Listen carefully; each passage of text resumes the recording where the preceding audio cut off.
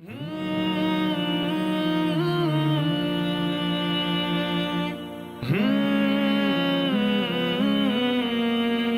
اللہ الرحمن الرحیم۔ صحیح بخاری شریف کتاب الزکوٰۃ۔ اگر کوئی شخص کسی جانور کے گھائل کرنے مارنے کی وجہ سے زخمی ہو جائے یا مر جائے یا کسی شخص کے کنویں میں گر کر فوت ہو جائے تو کیا جانور کے مالک سے دیت یا قصاص لیا جائے گا یا کنویں کے مالک سے دیت یا قصاص یا تاوان لیا جائے گا؟ اس سلسلے میں حضرت ابو ہریرہ رضی اللہ عنہ سے روایت ہے کہ رسول اللہ صلی اللہ علیہ وسلم نے فرمایا، جانور سے گھائل کا تاوان نہیں، کنویں میں گرنے والے کا تاوان نہیں، کان میں گھائل اور ہلاک ہونے والے کا تاوان نہیں، اور رکاز میں خمس ہے۔ یعنی ایسا شخص جس کو کسی شخص کے جانور نے مار کر ہلاک کر دیا یا زخمی کر دیا تو اس جانور کے مالک سے قصاص نہیں لیا جائے گا، دیت وصول نہیں کی جائے گی۔ اور اسی طرح کوئی شخص کسی کے کنواں میں گر کر ہلاک ہو جائے یا کسی کا جانور کسی کے کنویں میں گر کر ہلاک ہو جائے یا زخمی ہو جائے تو اس کنویں کے مالک سے بھی قصاص یا دیت وصول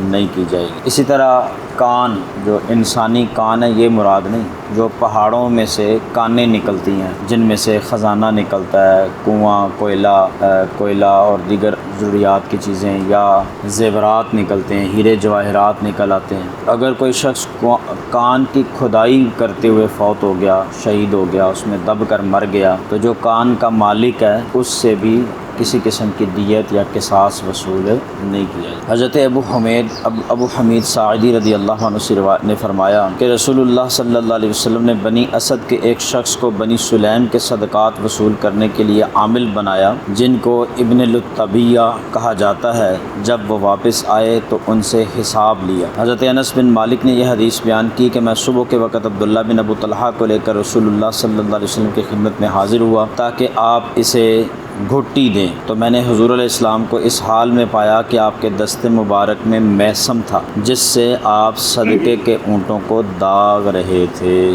علامت کے لیے اہل عرب اونٹوں کو داغتے تھے یا کان کا کچھ حصہ کاٹ دیتے یا پھاڑ دیتے تھے۔ چونکہ کان کو کاٹنا یا پھاڑنا مثلہ کرنا کہلاتا ہے، اس لیے اسلام نے اس سے منع کر دیا، لیکن بضرورت داغنے کی اجازت ہے۔ اللہ رب العزت احادیث کریمہ پڑھنے، سننے، سمجھنے، عمل کرنے کی توفیق عطا فرمائے۔